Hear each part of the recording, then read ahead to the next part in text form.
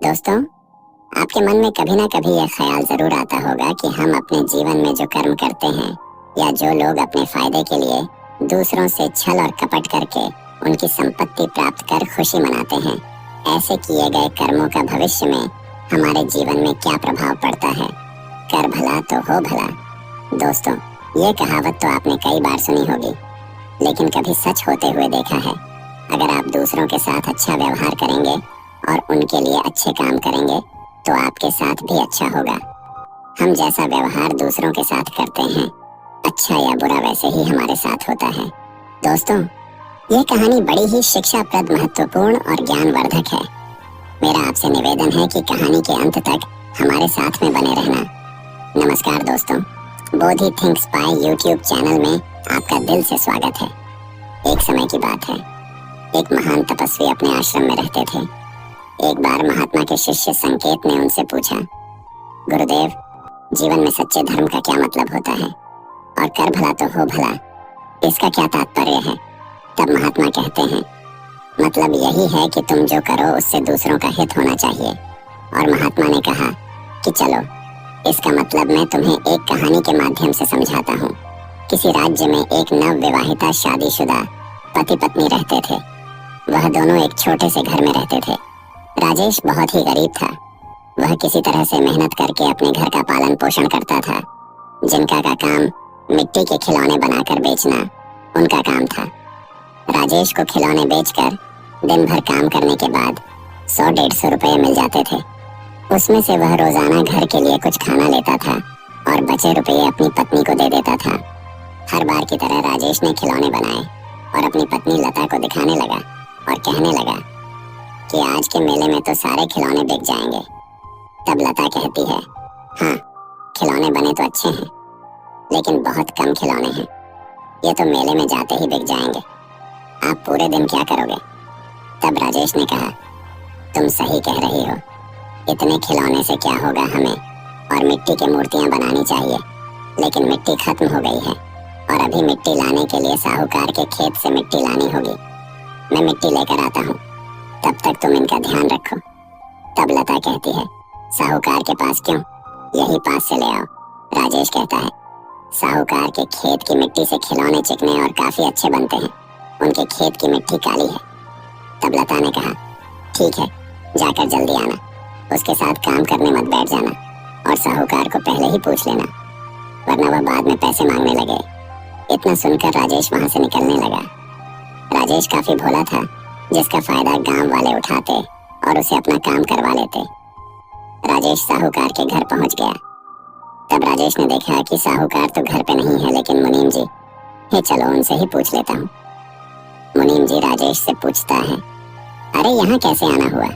राजेश ने मुस्कुराते हुए कहा, मुनीम जी, मैंने सुना है आपके तालाब वाले खेत की मिट्टी काफी अच्छी है, तो अगर आप इजाजत दे तो मैं ले लूं, क्योंकि आपकी मिट्टी से मेरे खिलौने काफी अच्छे बनते हैं। तब मुनीम मन ही मन सोचता है, अरे साहूकार ने वैसे भी मुझे उस खेत के कुएं को खोदने के लिए कहा है, तो क्यों ना मैं इस बेवकूफ से करवा लूं। वैसे भी सारे गांव का बोझा उठाते हुए घूमता है, क्यों ना मैं भी बहती गंगा में हाथ धो लूं। मुनीम ने कहा, अरे राजेश बेटा, इसमें क्या पूछना, तुम तो जाकर कभी भी ले सकते हो, और वैसे भी साहूकार तुम्हें काफी अच्छा समझते हैं। और हाँ, तुम पूछने आए ही हो तो मैं तुम्हें एक राय देना चाहता हूँ। तुम्हें खिलौने बनाने के लिए नरम और चिकनी मिट्टी चाहिए होगी ना, तो तुम एक काम करो, साहूकार जी के खेत में एक सूखा हुआ कुआं है, तो तुम उसी कुएं से 20-25 टोकरी मिट्टी निकाल लोगे तो तुम्हें वहां पर सूखी गीली मिट्टी मिल जाएगी। तब राजेश ने कहा, मुनीम जी, आज तो मुझे मेले में जाना है, आज मैं कुछ मिट्टी निकाल लूंगा और कल जाकर सारे सप्ताह की मिट्टी ले जाऊंगा। मुनीम ने कहा, जैसी तुम्हारी मर्जी। और राजेश के वहां से जाते ही मुनीम सोचने लगता है, मामूली सी मिट्टी देकर उससे कुआं खुदवा लिया, इससे साहूकार भी खुश हो जाएंगे और मेरी प्रशंसा भी करेंगे। राजेश साहूकार के खेत में एक दिन के लिए मिट्टी लेकर अपने घर चला गया और घर पर राजेश और उसकी पत्नी दोनों ने खिलौने अच्छी तरह से बना दिया।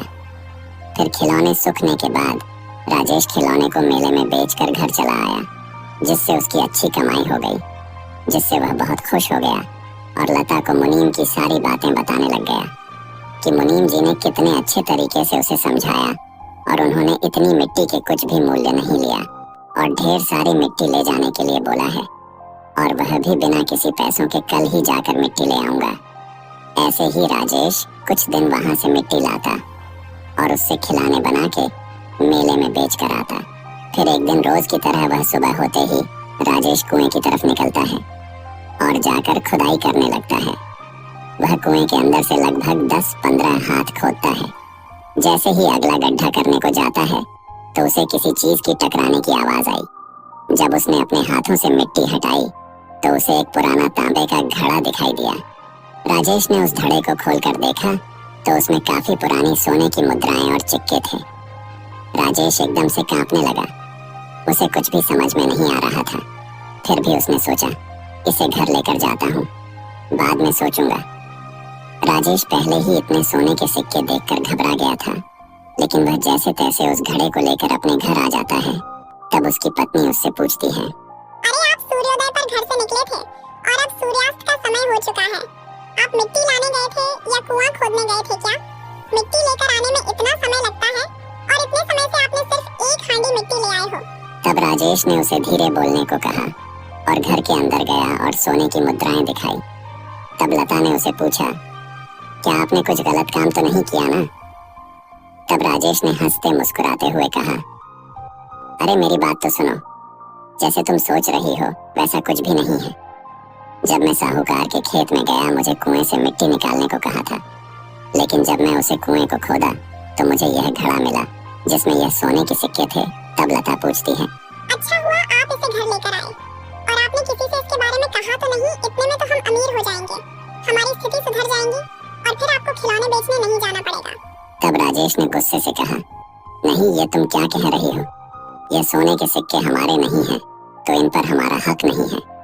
लता कहती है, हम क्यों नहीं ले सकते? इन मोहरे को राजेश कहता है।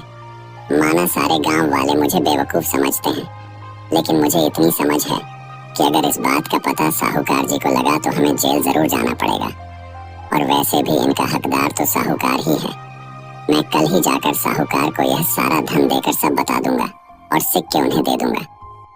लता ने कहा, ठीक है। आप जाकर स्नान कर लेना, मैं तब तक इन्हें छुपा कर रखती हूँ।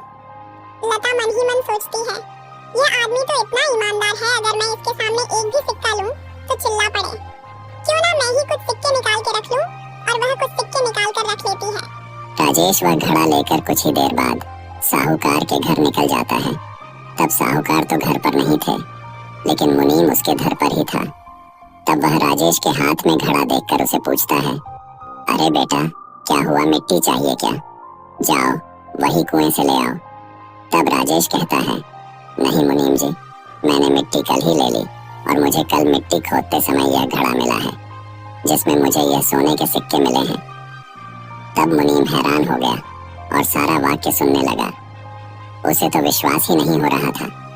तब राजेश कहता है, मुझे यह घड़ा साहूकार जी को देना है, मगर वह तो घर पर नहीं है। लेकिन अच्छा हुआ मुनीम जी, मुझे आप ही मिल गए। आप यह घड़ा ले लो और साहूकार जी को दे देना। मुनीम कहता है, हाँ बिल्कुल, मैं यह साहूकार जी को दे दूंगा, यह तो मेरा फर्ज है। और हाँ, इसके बारे में तुम किसी भी गांव वाले से मत कहना और किधर भी इसका जिक्र मत करना। तुम तो बड़े ईमानदार हो।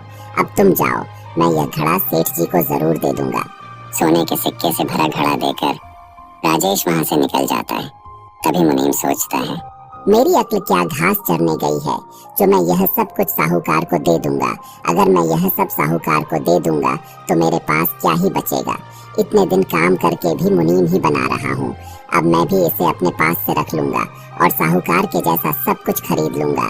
घर, खेत, गाड़ी, बंगला सब खरीद लूंगा और गांव का सेठ बन जाऊंगा और किसी को कुछ पता चलने से पहले ही उस बेवकूफ राजेश को फंसा दूंगा। वैसे भी उसकी बात का कोई यकीन नहीं करता। उसे फंसाकर मैं इससे मुक्त हो जाऊंगा। वाह, क्या दिमाग पाया है मैंने। अगले दिन उधर भोला राजेश अपनी रोज की तरह खिलौने बेचने जा रहा था और जाते वक्त अपनी पत्नी लता से कहा, लगता है आज रात को देर हो सकती है। जब तक सारे खिलौने नहीं बिकते मैं नहीं आ पाऊंगा। लता भी कहती है, पता है आपकी ईमानदारी का फल आपको जल्दी ही मिलेगा। इतनी मेहनत से बने खिलौने जल्दी बिक जाएंगे और मैं भी घर के काम करके खाना बना लूंगी। इतने में मुनीम साहूकार को लेकर राजेश के घर आता है और उस पर इल्जाम लगाने लगता है। मैंने कल इसे आपके खेत में से कुछ ले जाते हुए देखा है। जब मैं इसके पीछे आया तो मुझे इसके आंगन में से एक सोने की मुद्रा मिली। इसका साफ साफ मतलब है कि इसे जरूर हमारे खेत में से कुछ मिला है और मैंने इन दोनों को कल बात करते हुए सुना था। अब उनके घर की तलाशी लेनी चाहिए। मुनीम ने सिपाही को बुलाया। तब लता डरने लगी और तलाशी से मना कर रही थी।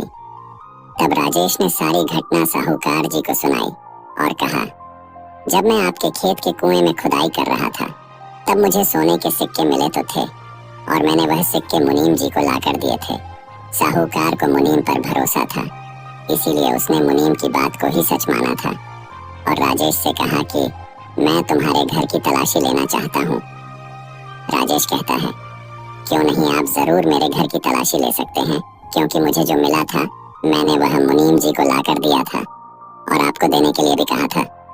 मुझे किसी बात का डर नहीं है, आप बेझिझक मेरे घर की तलाशी ले सकते हैं। लता के मना करने पर मुनीम कहता है, जरूर, सोने के मोहरों के साथ साथ इन्हें और कुछ भी मिला होगा, इसीलिए तो यह हमें रोक रही है। फिर उन्होंने तलाशी ली। तलाशी के बाद जब सोने की कुछ मोहर मिलती है तब राजेश को कुछ समझ नहीं आता है और सिपाही उनसे पूछते हैं, क्यों तुमने तो सारे सिक्के मुनीम जी को दे दिए थे, अब ये कहां से आए, जबकि तुम दावा कर रहे हो कि सिक्के तुमने मुनीम को ही दिए हैं। अब ये कहां से आए हैं, जरा बता सकते हो? राजेश ने साहूकार जी से कहा, आप मेरे बातों का यकीन कीजिए, मैंने कल ही मुनीम जी को सारी मुद्राएं दे दी हैं। साहूकार भी राजेश से पूछने लगे, जब तुमने सब कुछ मुनीम को दे दिया था तो यह कहां से आया, सीधे सीधे बताओ, वरना सिपाही तुम्हें कारागार में जरूर डाल देंगे। डर के मारे राजेश रोने लगता है। तब उसकी पत्नी मान्यता कहती है, साहूकार जी, मेरे मन में लालच आया और मैंने कुछ सोने के सिक्के रख लिए ताकि हमारे घर की गरीब भी दूर हो सके। बस बाकी की सारी मुद्रा मेरे पति ने इस मुनीम को दे दिए थे और अब यह झूठ बोल रहा है। मुनीम ने कहा, ये अपने पति के साथ है, दोनों मिलकर मुझे फंसाना चाहते हैं ताकि इन्हें कारगर ना जाना पड़े। आपने देखा ना, सोने के सिक्के उनके ही घर मिले। अब यह मुझे फंसाना चाह रहे हैं और सिपाही से कहा, इन्हें लेकर जाइए और इनकी अच्छी मरम्मत करना। लेकिन साहूकार अभी भी शांत ही थे। कुछ दिन होने के बाद वह एक दिन अचानक मुनीम के घर जाते हैं। तब साहूकार ने देखा कि मुनीम तो सिक्के गिन रहा था। तब मुनीम साहूकार को देखकर हैरान हो गया। तब तक साहूकार जी को सब कुछ समझ आ गया। राजेश सच बोल रहा था और मुनीम से कहते हैं, मैंने तुम पर भरोसा करके गलती कर दी, तुम्हारी वजह से एक ईमानदार इंसान को सजा हुई। कुछ देर बाद सिपाही भी वहां आ जाते हैं और साहूकार ने तुरंत सिपाहियों को बुलाया और मुनीम को राजेश की जगह जेल में भेज दिया। साहूकार ने राजेश को बुलाया और उसके ईमानदारी की तारीफ करी और कहा, सारा गांव तुम्हें बेवकूफ समझता है, लेकिन तुम तो काफी समझदार और ईमानदार हो। और कहा, यह सोने की मुद्राओं में से आधा हिस्सा राजेश तुम रख लो। जब राजेश ने मना किया तब साहूकार कहते हैं, अरे यह तो तुम्हारा इनाम है और यह तुम्हें तुम्हारी ईमानदारी के फलों से मिल गया। और इतना ही नहीं, साहूकार ने उसे अपना मुनीम भी बना लिया। इसलिए कहते हैं, कर भला तो हो भला। महात्मा ने संकेत से पूछा, संकेत कुछ भी हो जाए, हमें अपनी अच्छाई का प्रमाण देना चाहिए। अगर तुम लोगों का हित सोचोगे तो तुम्हारा भी हित अवश्य ही होगा। और हाँ, हर मनुष्य को राजेश की तरह सोचना चाहिए, न कि उस मुनीम की तरह इस पर संकेत ने पूछा।